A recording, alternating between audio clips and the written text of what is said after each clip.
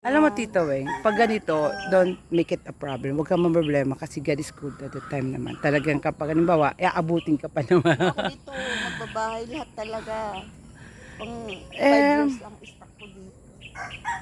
hindi naman masyadong mataas to eh, kaya pa nun. Pero kung halimbawa yung araw-araw ka bababa ba. Saan po sila dumadaan pag umuwi? Dito na sa kabila. Madaling bumaba. Ang mahirap lang umakyat. Diyos ko, hihingalin ka, pawis na pawis ka Oh, yan, talaga umakyat. Tanggal ang ano mo talaga Nag-explain yung si Tito Weng. nakaka-stress yung umakyat eh. Ayun.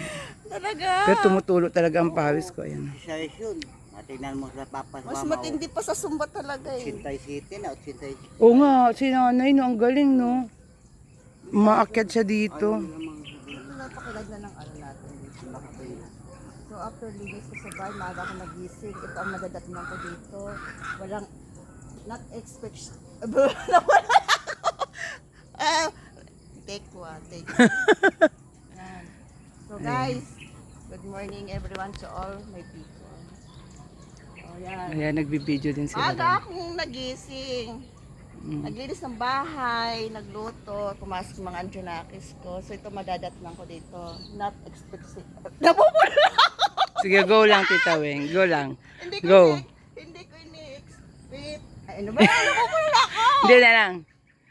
Hindi ko inaasahan. Hindi ko ini-expect na makakarating kami dito sa Mount Puyo. Hindi ko inaasahan na mamahalin mo ko ng ganito. Dito may malaking bato. Tita Weng, di mo inaasahan. Bulo na ako. Namamahalin ka ng ganito, di ba? O, di ba yung hugot? Ayan o, kita mo doon. Pakita ko yung ano.